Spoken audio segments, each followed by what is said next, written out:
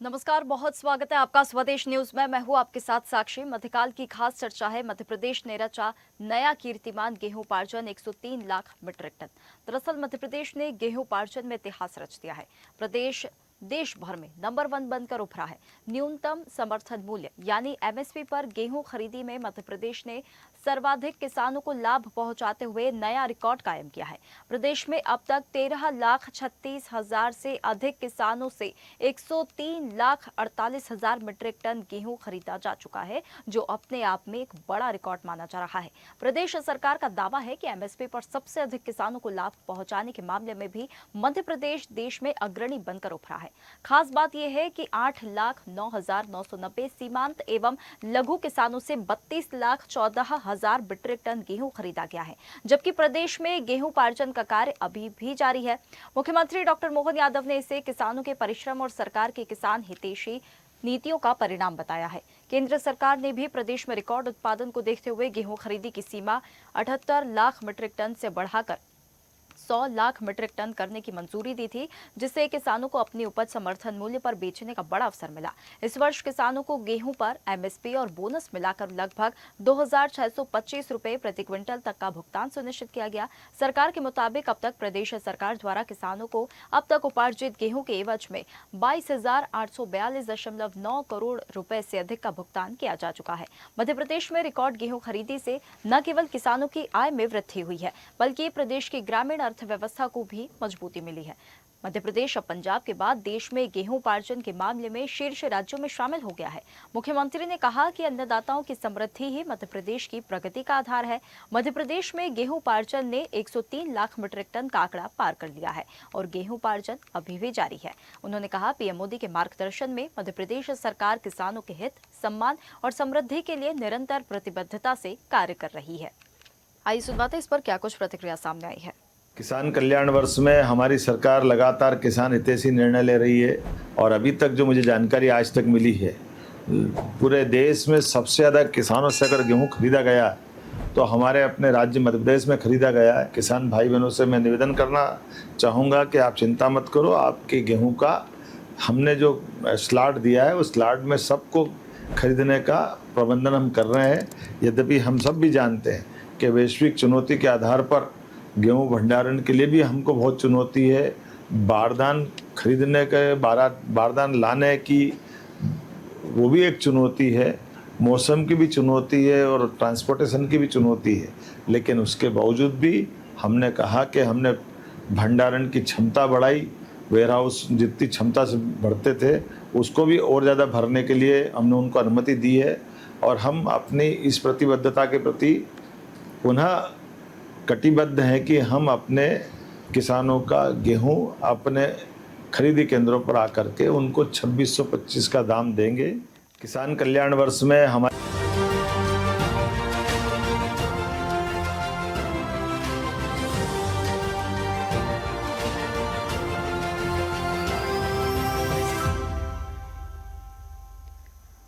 तो देखिए, मध्य प्रदेश ने गेहूं पार्जन में इतिहास रच दिया है और गेहूं पार्जन 103 लाख मीट्रिक टन हो गया है, जिससे नंबर 1 बनकर मध्य प्रदेश उभर चुका है। और एमएसपी पर गेहूं खरीदी में मध्य प्रदेश ने सर्वाधिक किसानों को लाभ पहुंचाया है और ये नया रिकॉर्ड कायम किया है। इस पर हम खास चर्चा करेंगे। कुछ मेहमान हमारे साथ जुड़ गए हैं, पहले उनसे परिचय करा देते हैं। किसान संघ के प्रांत महामंत्री शिवनंदन रघुवंशी हमारे साथ जुड़ गए हैं। बहुत स्वागत है शिवनंदन जी आपका हमारे साथ जुड़ने के लिए।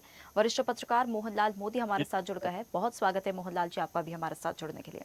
शिवनंदन जी, चर्चा की शुरुआत आपसे करना चाहेंगे। जिस प्रकार से सरकार दावा कर रही है मध्य प्रदेश गेहूं उपार्जन में देश में नंबर 1 बनकर उभर रहा है, कितनी बड़ी उपलब्धि आप इसे मानते हैं? देखिए, सरकार ने जो लक्ष्य लिया था गेहूं उपार्जन का 78 लाख मीट्रिक टन और उनने फिर कर दिया 100 लाख मीट्रिक टन। इसके लिए हम किसान संघ की ओर से धन्यवाद भी देते हैं। और 22,842 करोड़ की राशि का जो भुगतान किया है, तो सरकार कह रही कि हमने किया तो गेहूं किसानों ने दिया है इसलिए किया है। सरकार ये ढिंढोरा न पीछे इतने पैसे हमने दे दिए, तो ये कोई सब्सिडी थोड़ी दी है, ये तो हमारा पैसा है, हमने बेचा है और दिया है। दूसरी, हमें ये चीज भी सोचना पड़ेगी कि सरकार कई बार मंचों से कहती है, नेता भी कहते हैं कि किसान की उपज का हम दाना दाना खरीदेंगे, तो सरकार प्रयास तो कर रही है, लेकिन दाना दाना तो अभी तक कहीं खरीदा नहीं हुआ है। तीसरी चीज हमें ये भी सोचना पड़ेगी कि हमारे मध्य प्रदेश में किसान कितने हैं और कितने किसानों का हमने गेहूं या उपज खरीदी है। तो उसके कुछ 25%, 30%, 50%, 75% के हिसाब से पहुंचे हैं का। तो ये आंकड़ा आपको अभी बहुत दूर है। लगभग 2.25 करोड़ के आसपास किसान मेरे अनुमान के अंदाज होंगे। सही आंकड़ा तो नहीं है, फिर भी 13,36,000 किसानों से खरीदा है, तो ये तो अभी ना के बराबर है। बिल्कुल। दूसरी अकेली गेहूं भी है, और भी सारी उपज हैं, चना भी है, मसूरी भी थी, और भी उपजें थी। तो इनके ऊपर भी ध्यान देना पड़ेगा। ये हमारा कहना है कि अभी और पारदर्शिता होना चाहिए। किसान का वास्तव में जो कहते हैं नेता लोग सरकार के दाना दाना खरीदेंगे, वास्तव में खरीदना चाहिए, क्योंकि किसान जब खेती करता है तो लागत तो पहले लगा देता है, मैदान में फेंक देता है वो, और उसको कभी कभी मौसम आधारित मूल्य को लेकर इस तरीके से घाटे में चला जाता है। तो ये जिम्मेदारी भी ऊपर वाले के अलावा फिर सरकारों की भी है, किसान को घाटे में ना जाने दिया जाए, इसलिए हमारी खेती और सक्षम हो। एवं अब कहते हैं कि पंजाब के बाद, हम ये कह रहे हैं पंजाब के बाद क्यों, पंजाब के पहले करो। आप तो बिल्कुल नंबर 1 पे होना चाहिए हमारा मध्य प्रदेश। इसमें सरकारी बिल्कुल भी बिल्कुल वाहवाही होगी, लाभ मिलेगा। बिल्कुल। यह मेरा मोहनलाल कहना है। जी, मोहनलाल जी, कुछ पॉइंटर्स शिवनंदन जी ने यहाँ पर रखे हैं और बिल्कुल वाकिफ है, क्योंकि किसान संघ से वे जुड़े हुए हैं। और एक दिन पहले भी जब ये चर्चा हुई थी, कहीं ना कहीं मुझे अभी भी ऐसा लगता है कि किसान नाखुश नजर आ रहे हैं। यदि करोड़ों किसान हैं तो उसमें बात तो सिर्फ 13 लाख किसानों की हो रही है, बात सिर्फ कुछ लाख किसानों की हो रही है। बाकी जो किसान है उनका क्या है, और दूसरी जो उपज है उन पर कब ध्यान दिया जाएगा? तो ऐसे कुछ पॉइंटर्स रखे हैं, क्या पूरी तरह से आप उनसे सहमत है? नहीं, काफी हद तक जो बात वो किसानों की हित की कर रहे हैं, तो इस बात से तो मैं सहमत हूँ कि चूंकि हमारा कृषि प्रधान देश है, बिल्कुल तो किसानों की तो खबर हमें लेनी पड़ेगी कि वो कोई दुख में तो नहीं है, कोई उनके लिए परेशानी आड़े तो नहीं आ रही है। ये अपनी जगह सही है उनकी बात। लेकिन जहाँ तक आंकड़ों की बात है कि 13 लाख किसानों से खरीदी हुई है, लेकिन ज्यादा संख्या है, ये बात भी उनकी सही है कि संख्या ज्यादा है। लेकिन एक बात ये भी सत्य है कि किसान जो खरीदी केंद्रों पर एकत्रित होता है, ये वो उपज होती है जो सबसे कमजोर किस्म की होती है। सबसे सस्ता जो गेहूं होता है वो आता है खरीदी केंद्रों पर। आप चाहो कि लोकमन आ जाए या सरबती आ जाए या अन्य जो क्वालिटी है वो आ जाए, तो वो नहीं आती। तो अब जो ऊपर का जो आंकड़ा है, उन आंकड़ों में हम उन किसानों को भी ले लें जो बहुत उच्च क्वालिटी के गेहूं उगाते हैं, एक्सपोर्ट क्वालिटी का गेहूं उगाते हैं, और वो गेहूं वो बाजार में ही बेचते हैं। वो खुद भी इंटरेस्ट नहीं लेते कि सरकार हमारे गेहूं को खरीदे, क्योंकि सरकार का जो रेट है वो तय है। और सरकार अब जो सरबती है वो 30 के ऊपर भी जाएगा, और इसके ऊपर भी चला जाए तो वो अच्छी बधाई उसके लिए। हालांकि मैं ये नहीं कहता कि ये बहुत पर्याप्त रेट है, ये 30 भी जाता है तो भी ये बहुत छोटा रेट है, सरबती तो बहुत ऊपर निकल जाएगा।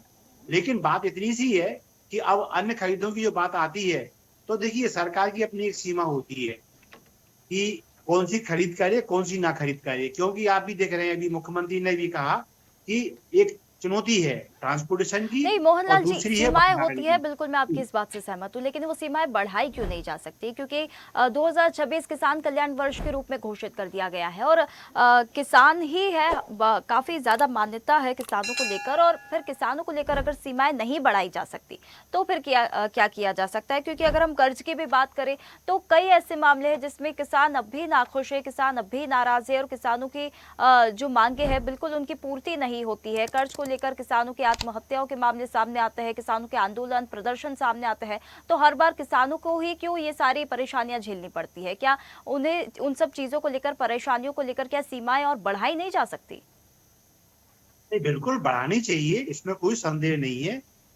मैं मतलब एक पत्रकार होने के नाते ये कह रहा हूँ कि बढ़ाई जानी चाहिए, लेकिन उसके साथ मैं ये भी कहता हूँ शासन की अपनी सीमाएं हैं। आप सोचिए जरा कि अभी आपका तीसरे साल के टर्म का गेहूं खत्म नहीं हुआ। अभी जब खपत की हम बात करें जी तो तीसरे साल का जो गेहूं खरीदा गया था पूरी तरह वो भी खत्म नहीं हुआ है अभी, और टनों के हिसाब से गेहूं सड़ रहा है, और इतनी बुरी अवस्था में उसको शराब फैक्ट्रियों में बेचा जा रहा है कि आप किसानों को दी गई ये बोलागा तो छोड़ो, ट्रांसपोर्टेशन का पैसा तक वसूल नहीं हो रहा। होता क्या है कि हमें ये देखनी है देश में खपत कितनी है, हम एक्सपोर्ट कितना कर पा रहे हैं, भंडारण क्षमता हमारी कितनी है। यदि सारा पैसा गेहूं पे या फसल पे लग जाएगा तो फिर अन्य चीजें भी सरकार को ही देखनी है ना। मैं ये नहीं कहता किसान चिंता नहीं करना चाहिए, लेकिन एक सीमा है। साक्षी जी आप सोचे जरा, 3 साल का स्टॉक अभी अगर हम 2026 में खरीदी कर रहे हैं तो 2023 से गेहूं अभी वेयर हाउसों में रखा हुआ है अभी। सोचिए इस गेहूं की क्या स्थिति होने वाली है। ये किसान नेता होने के नाते सुनंदन जी को समझनी चाहिए। हाँ, किसानों के हित में बोलना उनका फर्ज है, वो बोल भी रहे हैं और एक संघर्षशील व्यक्तित्व के धनी है वो, तो लिहाजा किसान के पक्ष में बात करना उनका धर्म है, इसलिए उनको ये करना चाहिए। हाँ, सरकार की अपनी सीमा है और खपत के आधार इस पर बात पे मोहनलाल जी बस इतनी सी बात कहना चाहेंगे, आप भी सोच रहे हैं, हम भी सिर्फ सोच रहे हैं और सरकार भी अगर सोच ही रही है, लेकिन इसी बीच में जो पिस रहा है, जो सफर कर रहा है, वो सिर्फ अन्नदाता कर रहा है। एक तरफ हम बात करते हैं किसान कल्याण वर्ष घोषित हमने किया है और एक तरफ अगर हम ये बात करें कि अब भी कुछ किसानों को देखिए भुगतान हो चुका है, लेकिन जो किसान अब भी बचे हुए हैं या छोटे वर्ग के जो होते हैं, छोटे किसान जो होते हैं, वो तो अब भी परेशान है। वापस से शिवनंदन जी आपके पास आना चाहेंगे। अगर हम आय की बात करें तो आय में क्या वृद्धि हुई है? ग्रामीण व्यवस्था की अगर हम बात करें, अर्थव्यवस्था की बात करें, तो उसमें भी सरकार दावा कर रही है कि काफी मजबूती आई है और आय में वृद्धि भी हुई है। और कर्ज संकट को लेकर आप क्या कहना चाहेंगे? क्या उसमें अब भी राहत मिली है? देखो मैम, आज में वृद्धि तो हुई है, इसको तो हम ना कर नहीं सकते जी। लेकिन वर्तमान समय में समय को देखते हुए खर्चा भी इतना बढ़ गया है किसान का, तो वो वृद्धि हमें समझ में ही नहीं आ रही। क्योंकि आप 10-15 साल पहले चले जाएंगे इतने खर्चे नहीं थे। अब किसान भी कहे है कि आम लोगों से कंधा मिलाकर जीना चाहता है, मोबाइल भी रख रहा है, गाड़ी भी खरीद रहा है, मकान भी पक्के बना रहा है, ये सारे काम तो चल रहा है। अब ये का है वो उसको एक आमदनी सिर्फ खेती है। और कर्ज की रही बात, तो कर्ज तो सरकार की गलत नीतियों के कारण किसान के ऊपर लग जाता है। अब जैसे पिछली सरकार ने 2 लाख रुपए की घोषणा कर दी थी, उस चक्कर में सारे किसान डिफॉल्टर हो गए कि हमारे 2 लाख माफ होंगे। जो सहकारी बैंक हमें एक जीवनदायिनी शाखा थी, वो आज सहकारी बैंक की पूरी डिफॉल्टर पड़ी है, किसान भी डिफॉल्टर पड़े हैं। उनको सरकारी बैंकों में आप देखो तो तनख्वाह नहीं है कर्मचारियों को देवे के लाने, और हम भी डिफॉल्टर हो गए। हमने भी उस लालच में कुछ किसानों ने कर्ज नहीं भरा, और जिनने भर दिया था वो भी बात से दूर हो गए, क्योंकि सरकार के पास पैसा नहीं है, बैंक डिफॉल्टर पड़ी है। तो इससे भी ये काम चलता है। दूसरी मेरा कहना ये था कि सरकार को और भी खर्चे हैं, वास्तव में सरकार को और भी देखना चाहिए, लेकिन 75% 80% हम लोग हैं किसान। अगर किसान का भला होगा तो 80% जनता का अपने आप भला हो जाएगा। तीसरी अभी बात कही थी कि ट्रांसपोर्टर में और इनमें दिक्कतें आती हैं, और अपनी बारदाने को भी दिक्कत आती होंगी। मेरा कहना ये है कि कोई नेता आता है जंगल में 6 घंटे में हेलीपैड कैसे बन जाता है। तो ऐसी ट्रांसपोर्ट की जो व्यवस्था है युद्ध स्तर पर करिए नहीं, आप 6 महीना पहले व्यवस्था करिए, 3 महीना पहले करिए। अब सरकार का है कि हाल साल अगर कैसे करेगी, तो पानी आ जाए फिर अगर मैं पार बांधो तो पार थोड़ी बन पाएगी, इसलिए पानी पहले ही पार बांधी जाती है, मेरा कहना है। बिल्कुल मोहनलाल जी, एक यहाँ पर एक और नई समस्या अब समझ आ रही है। आय में वृद्धि को लेकर अगर हम बात कर रहे हैं तो ठीक है, किसान भी ये मान रहे हैं कि आय में वृद्धि हुई है, लेकिन साथ ही साथ पैरेलली खर्चे भी तो उतने बढ़ गए हैं। तो ये तो फिर किसान वापस से वहीं पर आकर खड़ा हो गया जहां पर वो पहले था। एक जगह कह रहे कि आय में वृद्धि हुई है, दूसरी जगह ये भी देखिए कि किस प्रकार से खर्चे बढ़ गए हैं, किस प्रकार से महंगाई बढ़ गई है। तो कोई वृद्धि तो मतलब ये तो नाम मात्र की भी नहीं हुई ना, वो तो वापस किसान वहीं पर ही आ गया। 70% 80% अगर किसान है और अन्नदाता ही अगर अपनी भरपाई नहीं कर पा रहे चीजों की, जब बाकी चीजों के लिए, बस इतना सा कहना है, बाकी चीजों के लिए अगर युद्ध स्तर पर काम हो जाता है, तो अन्नदाताओं की चीजों के लिए, अन्नदाताओं के भुगतान के लिए, सारी चीजों के लिए यहाँ युद्ध स्तर पर काम क्यों नहीं होता? देखिए, युद्ध स्तर पे काम की आवश्यकता है ही नहीं है। शासन बहुत पहले से ये अनुमान लगा लेता है कितना बीज बोया गया, कितने हेक्टेयर में बोया गया, सिंचाई की क्या व्यवस्था होनी चाहिए। उसी समय से ये तय हो जाता है कौन सी फसल लगभग कितनी आने वाली है। उसके हिसाब से सरकार बारदाना, वेयर हाउस, ट्रांसपोर्टेशन ये सब तैयारी रखती है। कोऑपरेटिव बैंकों को निर्देश रहते हैं इतने धन की आपको पेमेंट हेतु आवश्यकता पड़ेगी, वो तैयारियां स्वतः रहती हैं। बात आती है आकस्मिक, तो ठीक है, ये हेलीपैड बनाना ये आकस्मिक व्यवस्थाएं ही है, और जाने के बाद ये व्यवस्था निरस्त भी हो जाती है। अब बात आती है कि किसान दुखी है, वाकई में ये मानता हूँ, नहीं अर्थ सत्य है ये। दरअसल समाज जिस प्रकार 2 धड़ों में बटा हुआ है, किसान भी बटा हुआ है। एक किसान वो है जो आज की तारीख में बोलेरो को भी मेंटेन कर रहा है, उसकी बिल्डिंग आज 25 लाख की 50 लाख की है, उसका रकबा भी चूंकि बड़ा है। हाँ, एक किसान ऐसा भी है कि उसके पास एक ट्रॉली गेहूं निकल आए वही बहुत है, उसमें से उसको अपना जीवनोपार्जन करना है, उसी में से उसको शादी का खर्चा निकालना है। तो ये चीजें हर जगह हैं, बड़ा उद्योगपति, छोटा उद्योगपति, बड़ा दुकानदार, छोटा दुकानदार। तो शिवनंदन जी जो बात कर रहे हैं वो छोटे किसान की बात कर रहे हैं। दरअसल ये स्थानीय समस्याएं हैं। यदि किसान नेता थोड़ा जागरूकता का भी एक क्षेत्र में एक जोर आजमाइश करेंगे तो किसानों को थोड़ा कुक्कुट पालन की हो, थोड़ा पशुपालन की हो, थोड़ा दूध उत्पादन की ओर भी अगर ले जाएं तो जो दबाव एकदम मंडियों पर बनता है, उपज के दाम जो घट जाते हैं, वो प्रतिकूलताओं का सामना किसान को फिर नहीं करना पड़ेगा। अब होता क्या, हम एक ही उपज लेके हम अब मंडी में टूट पड़े। अब किसान के जो व्यापारी है, जो आड़ती है, उसके पास इतना भारी विकल्प है उसके पास कि वो किसान को चूस लेना चाहता है। फिर इसमें सरकार बीच में कहीं नहीं, सरकार अपने खरीदी केंद्र पे आज भी डटी हुई है। हालांकि 28 तारीख हो गई है लेकिन डटी हुई है, स्लॉट बुक हो गए, वो ले रही है, लेकिन आखिर उपज तो उपज ही है ना। हाँ, किसान का दोष सिर्फ इतना सा है, वो आड़तियों से छूटना नहीं चाहता। हालांकि ये जो मैं कह रहा हूँ ये आसान नहीं है उनसे छूटना, क्योंकि उसको विकल्प में मंडी के बाहर जाना पड़ेगा, नए ग्राहक तलाशने पड़ेंगे, सही भाव मिल जाए वो भी देखना पड़ेगा। लेकिन हाँ, ये चीजें तलाशेंगे तो थोड़ा सा तो आपको आड़तिया को कहना, उसका विकल्प जब तक आप नहीं ढूंढोगे, आड़तिया निश्चिंत है, वो शोषण कर रहा है और किसान स्वतः से पास चल के जा रहा है, तो फिर ये कहना चाहिए ना हरि कथा अनंता वाली स्थिति हो जाती है। तो मैं तो इसी पक्ष में हूँ कि यदि एक किसान को अच्छी अपनी स्थिति बनानी है तो उसको आय के विकल्प और फसल बेचने के विकल्प अपने ध्यान में लाने चाहिए। बिल्कुल बिल्कुल। उसी में शिवनंदन जी, देखिए जितनी भी सारी बातें कही जा रही है और सरकार के जो भी दावे किए जा रहे हैं, क्योंकि अगर हम आंकड़े भी देख रहे हैं तो जो लक्ष्य रखा गया था वो तो पार कर लिया गया। तो धीरे धीरे अगर हम बात करें तो सरकार किसानों के हित में आगे बढ़ रही है, काम कर रही है। और जितनी भी मोहन लाल जी ने बातें कही है, क्या आप उससे सहमत है हो उस प्रतिक्रिया से? और दूसरी बात, क्या ऐसा अभी आपको महसूस होता है, लगता है किसानों को कि आम जनता की और किसानों की भी बेसिक नीड्स दोनों की ही अपनी अपनी जगह है, लेकिन किसान भी अगर उन बेसिक नीड्स को पूरा नहीं कर पा रहा है तो कहीं ना कहीं अब भी क्या उसमें सरकार की गलती है या सरकार को और काम करना चाहिए उस पर?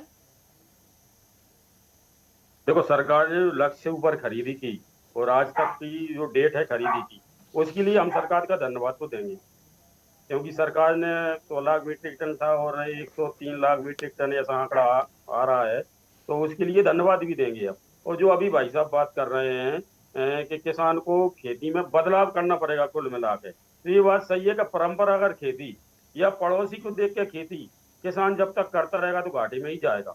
अब कई जिले ऐसे हैं जो 2-3 साल से एक आदमी के पास मक्का निकल आया, जो पूरा गांव मक्का हो रहा हो, पूरा जिला मक्का हो रहा हो। अब आपने देखा अभी जो पिछली वर्ष में मक्का की क्या हालत है भाई, 2-3 साल भाव भी मिले, उपज भी अच्छी आई, और मक्का के भाव भी नहीं मिले 10 साल और उपज भी कमजोर भाई।